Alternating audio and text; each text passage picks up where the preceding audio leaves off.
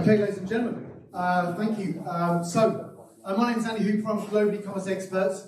I appreciate it's Friday afternoon. It's getting a bit slow. So what I'd like to do is everyone stand up for me. Come on, let's stand up, let's get our hips moving, because I want you to be in a position where right now you're going to be able to take in the information that I'm going to give you. Because I'm going to come fast at you with a whole load of information. So give yourself a wiggle, give yourself a stretch, arms up in the air. This isn't a PT class, I'm not a trained PT. Okay, grab yourselves a seat. So, I'm going to come at you thick and fast over the next 25 minutes with a huge amount of information. This information is going to come fast, and pretty much what it's going to do is wrap up everything you've heard today to make that easy and simple. So, what are we going to talk through? We're going to talk about expansion. We're going to talk about Europe. There's two words I'm going to mention now. One's Brexit, it will now be known as the B word, and COVID will be mentioned as the C word. Nothing else other than those will be mentioned. We're going to break down the steps to success. We've talked a lot about today about all the different components about how to grow your brand, grow your business. What I'm going to give you is some tangible steps and processes that you can take away today so that you can grow your business, okay? So this is why you're going to need a pen and paper. You're going to want to write this down. I'm going to give you all the information you need in order to grow your business and certainly to expand it into Europe. So I'm Andy Hooper, I'm the CEO of Global eCommerce Experts. I first started selling widgets, flipping stuff on eBay, silicone watches on Amazon when the 2008-9 financial crash happened, in a way of trying to find a way of making some extra cash, basically. I could go into that story for a lot longer, but basically I ran out of cash and I needed to find some ways to make some cash. So I started flipping things, selling stuff on e-commerce. A lot of you will be able to replicate some of that in your mind and your vision. That was sort of 2008-9, and over those next few years I sort of went through the process of selling stuff, growing service businesses, and doing a whole load of different things. Come 2016, the VAT rules changed. I was doing some consultancy for an accountant, as well as selling some stuff on Amazon, eBay, and a whole load of other things.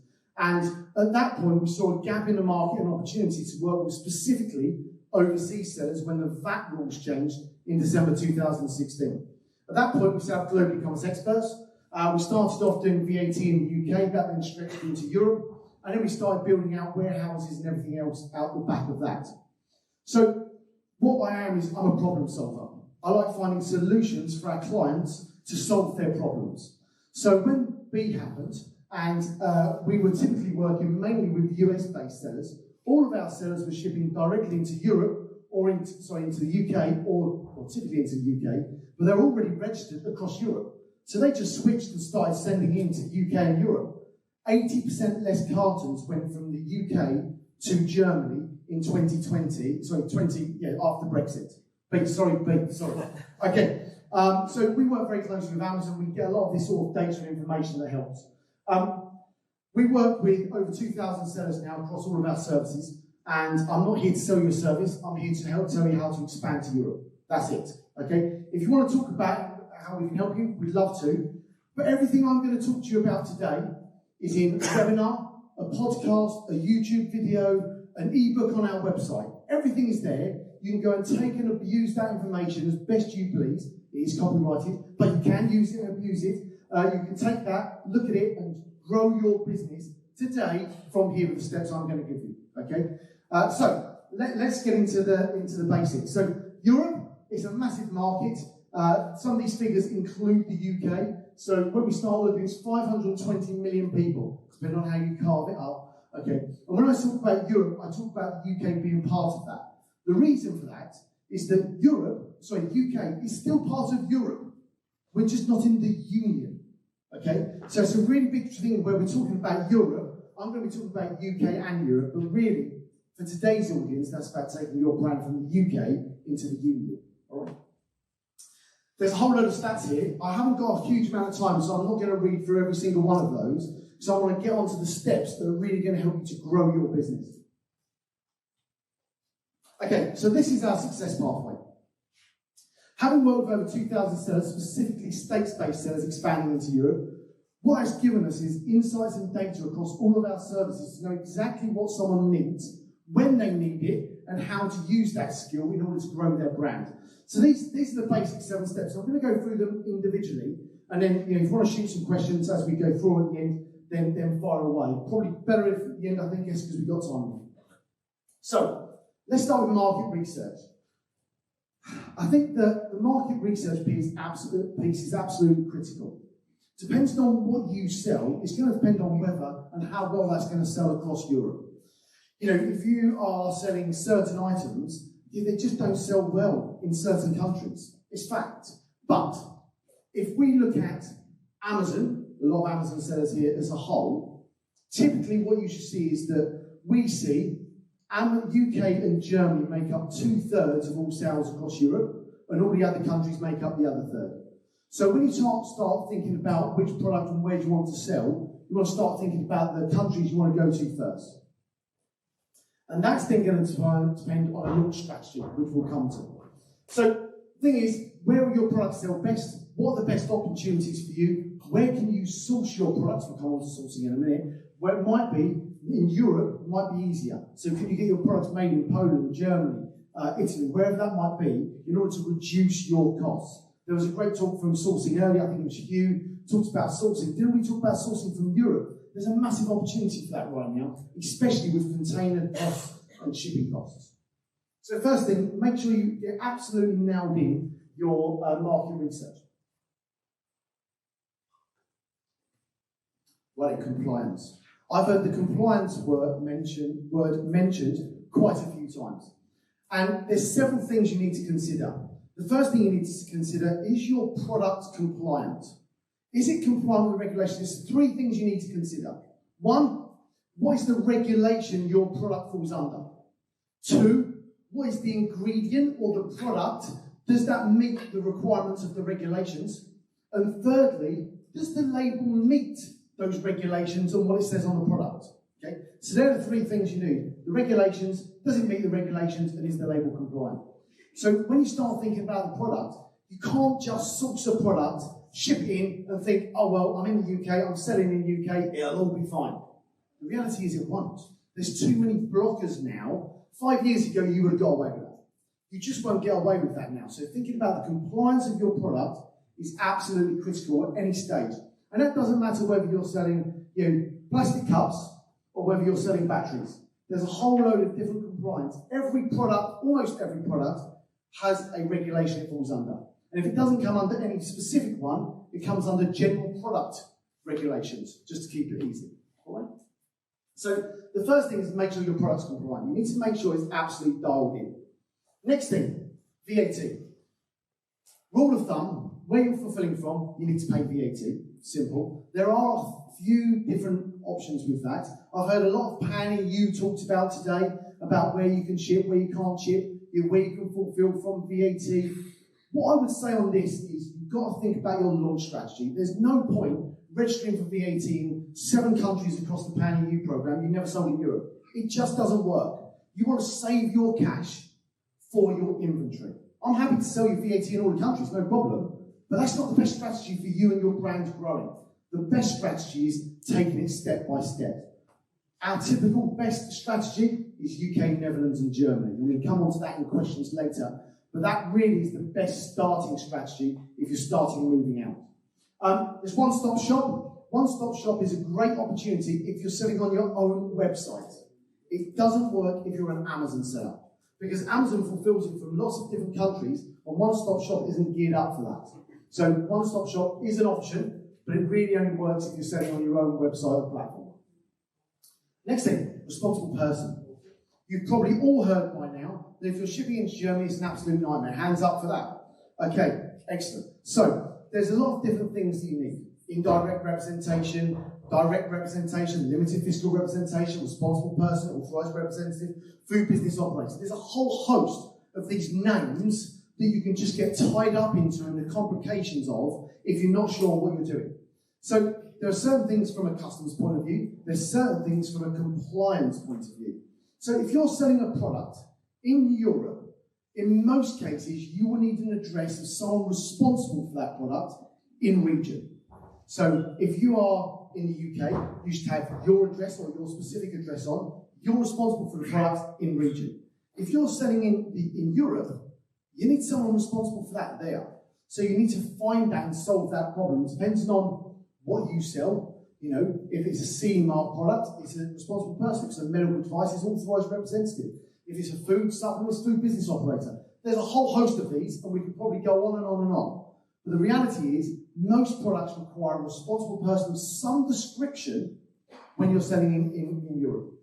EPR. Basically, this is a recycling tax, I'm afraid to tell you, that started off in France and Germany and soon to come to the UK. Basically, it means there's additional taxes on your product. You basically got to identify what's in your packaging in your product, and then what you need to do is then pay a tax. I'm sorry, there's another tax to the government in those locations to make sure that your product will be recycled and you're paying for that. Now, okay, barcodes, trademarks, does this go here? Trademarks certainly does. The brands we see winning now are brands. Okay, that's been told, I've heard that time and time again. You need to get a trademark for your product, otherwise you're not going to get very far today on Amazon. Okay? If you haven't done that, I'm sorry to tell you that, but that is a process you need to start going through. You need to start doing that sooner rather than later. Brands are winning. Barcodes, okay, there's a whole thing on barcodes. You need to make sure you've got a compliant barcode, otherwise when it ends up at Amazon, it just won't go through. Okay, compliance. I don't want to go on compliance too long. I appreciate no one likes compliance. We've all got to pay for it. So, next thing, marketplace launch. What's your strategy for launching? Well, first of all, you've got to get some products somewhere. If you're going to FBA, you might be sending it to an FBA warehouse. I think, Mish, you were talking about 3PLs. You need to get into a 3PL local for buffer stock, absolutely critical. Obviously, there's a customs piece on that. You need to make sure you've got your customs sorted. You can't really ship stuff in via DHL, UPS, doesn't really work very well. They typically want indirect representation or direct representation. So, things to consider. Payments. You need to take some payments. You're going to get paid in euros. You need to talk to Payoneer about making that happen. We partner with Payoneer. They do a great job. It's really simple. It's really straightforward. And if you're not using them, you probably should. They're a big way for Payoneer. Choose your platform. So, what's the best platform for you and your product? What locations does that work best on? So again, picking up on what they said, you know, you might have a strategy where you put it into some 3PLs, you then put some stock into Amazon. Your buffer stock could then be used on an omni-channel approach. But this isn't necessarily a launch strategy. You need to choose what marketplace is best for you. Is it Etsy? Is it Wayfair? Is it Bowl? Is it DLL? Is it Allegro? The list goes on and on and on. What's right for your product and what's right for the marketplace comes out of the feasibility study. And the last thing there is listings and translations. You've got to get your translations absolutely nailed. Now, 3 steps to translations. 1, do them free, Google Translate. Or the other one that someone said about earlier, I can't remember what it was. But you can do them for free. There's no excuse not to get a free translation and keywords done. It's really straightforward and simple. As soon as you start to see traction on that, and I mean you sold a couple of units, you then need to do a native tongue translation. Okay, that's going to cost you, £50 to £80 maybe per listing, including the keywords. Then what you then want to do is move on. Once you've sold some decent units, is a full sales and marketing copy. Once you've dialed in what's actually working, so a 3-step approach. But at this stage, marketplace launch, Google Translate works. Okay, it's not great, and you've all seen a listing from the seller out of region with a listing that isn't translated properly. So you do need to bear that in mind. All right, so that's your marketplace launch. You need to really identify the marketplace that's best for you, get your products in, and get a payment solution sorted so you're not wasting money with your payment. All right, 3PLs. You have to store your product somewhere. So with the storage limits, the way of sending stock into Amazon doesn't really work by sending it directly anymore. You can still do it. It doesn't mean say you can't do it, and you shouldn't do it, because you want to reduce your costs. So if you can cut a 3PL out of the journey, then do that, without any shadow of a doubt. But in most cases, you're going to need a 3PL in order to store your products, fulfill your products, do returns, rework, should you need those things. Now, if you're in the UK and you've got your own warehouse, your own facility, that works. But if you're selling stuff from China, you want to be sending that directly into Europe.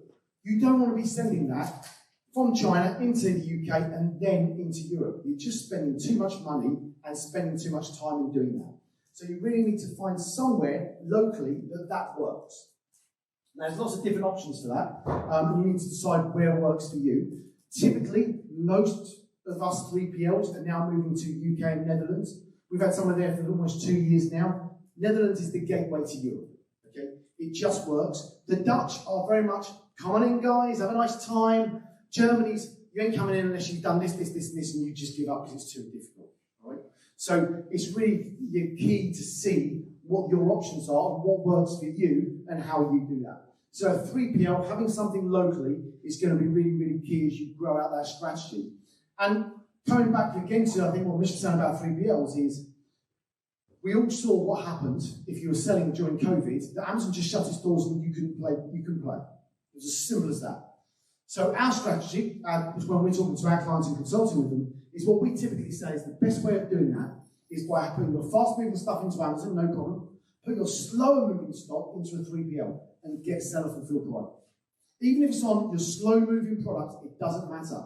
If Amazon shuts its door tomorrow and you can't send any more stock in, even if you've got seller-fulfilled Prime on one item in a 3PL, you can ship the rest on in and you can carry on being Prime. It's not product-based, it's company-based or brand-based. So that's a real win. Even if you've only got one product in a 3PL in the UK and one in Europe, you're able to switch. And today's model of being able to switch and adapt quickly is absolutely critical for success. So that's the next step. Step 4 is making sure you've got a 3PL that can accept. I think your returns is a real part of that. Being able to get your removals from Amazon as well. Making sure you've got a network that can do removals from all the different warehouses should you require. All right, promote. You've got to promote your products. Depending on how you're selling, it's going to depend on how best to do that. If you think that you're going to be able to launch in a new market, stick some stuff in FBA and it just sells, I'm sorry, but the days are over. You're going to have to put some cash behind it. You're going to need to put an investment in promoting your product, whatever works best for your brand that's working for you now. If that's social, if it's pay-per-click on ads, it's vouchers, whatever it happens to be, but it's about promoting your product and expanding your brand and getting the brand in front of the buyers so you sell the product. We all know it's all about sales velocity. If you see some stuff in FBA in Germany and no one buys it, you're not going to sell anything and your ranking's going to tank. So it's really about making sure you've got sales velocity. I think that's really, really key. There's lots of different ways. We've heard lots of different ideas from people today. All I'm doing here is collating all of this information and putting in a strategy for you. All right? So I think the last thing there is if you're already selling in Europe or even in the UK and you think you could be doing better, you're probably best thinking about getting an account health check at this point. If you think you've done these 4 or 5 steps and you're thinking, I'm not selling as much as I should, what do I need to do? You need some sales data. There's plenty of companies, we or any other company, can do an account health check to see what you're missing. What are you not doing? What could you take to the next level? What do you need to make those minute changes? Those marginal gains British cycling rights talk about. What are they? You know, you've got to think about what are those little gains that your competitors aren't doing that you could be.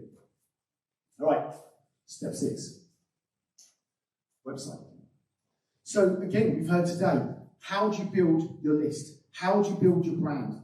For me, this step is all about building, you've got a bit of a brand, you then start to launch a website and start building out further. Okay? Now the advantage of this is, you own the data, you're building your own list. You launch a new product, at that point, you can resell it and retarget it straight away to people that have already bought your product. On a marketplace, that's much more difficult. So that becomes a little bit difficult. So there's 3 things. Build a store, build a list, and Dream 100. If you've not heard of Dream 100, it's a bit influencer model type. Google it. I think it's called the Goat Farmer, Dream 100. But to give you a little bit of information on that, it's not about selling one product to 100 people. It's about working with 100 influencers that could sell it to 100 people. Okay? And that's really the strategy behind that. So that's the next step. Build a website. Okay, now you've got to scale it. Now you've got to grow it.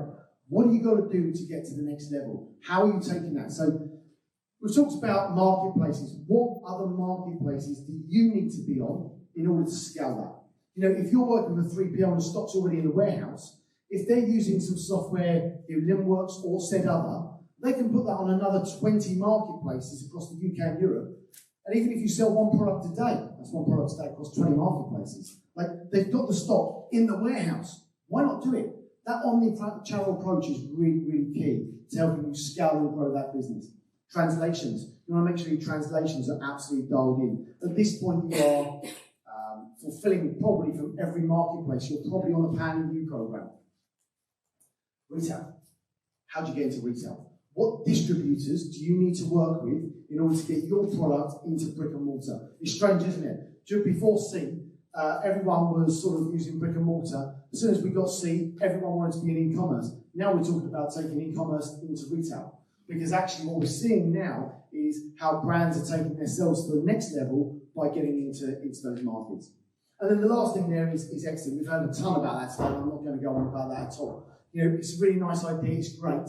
You know, but when there was a show of hands of people wanting to exit, a lot of people are still in that stage, I'm buzzed by my business and I want to carry on growing. Yeah? So you've got to do that when that's right for you, and you'll know when that's right. So 7 basic steps.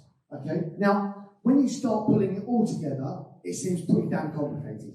There's a whole load there that you need to consider when you're expanding. You've got the 7 basic steps. All those other little bits I've talked about are in those little hexagons. It's a bit like Blockbuster. I was going to do Blockbuster for those who remember that. Some of you definitely won't remember that. So it's about how you go through that process. So online, we've got all the content you need that talks about all of these individually. I'm trying to smash through this in 20 minutes, and I can talk about this for 20 days. All right? So you can take all of these individually, but really what you want to think about is, where is your brand? Where do you want to get it to? And if you genuinely want to expand it and grow it, these are the steps you need to go through. There's a huge amount of opportunities out there, whether you're working for our friends at Department of International Trade, give us a wave, where are they? You know, there's lots of opportunities to work with different people. We're working with Pioneer, they've got their cash advance program. Yeah, there's lots of different things that people can utilise to expand. And what people say is, oh, well, before B it was really easy, and now it's not so. I'm sorry, it's all tosh. So the reason for that is that we've been doing it for Americans for a huge amount of time. Come B, our American sellers that we work with saw a massive increase in sales because everyone from the UK decided they didn't want to go to Europe, and everyone in Europe decided they didn't want to go to the UK anymore. So what happens is all of our American sellers saw a lovely little increase because we all decided it was too difficult. I appreciate there's some margin issues, there's some complexities. I totally understand. But the reality is the market opportunity far outweighs that. It does mean you've got to make an investment. There's no doubt about that. You've got to put some cash in it to grow it. No doubt. Okay? You've got to put some time and effort into doing it. No doubt. And what you're going to be able to do is, with all of these things here, you can work with different people to do all of these different bits. There's people and agencies out there that can support you and help you to do every single piece. Where we come in is we can do all of that under one roof. So when you're looking to expand, we've got the knowledge, having worked with 2,000 sellers, to do all of it under one roof. We don't work with partners, everything's done in-house, we look after our own, we've got our own warehouses, and if you need some support and help with that, you come to one person, you get one contact, and they support you through all of that. Are they an expert in everything? No, they bring experts into the course to support you. But that's where we work. So I'm going to move on because I know we are running out of time. We are. We're not going to have lots of questions. Okay. So if you've got some questions, I've got to get on the train. I've got to leave here at 4:15. So I appreciate I don't leave much time. What I would say is I'm going to leave up here what we call our golden tickets.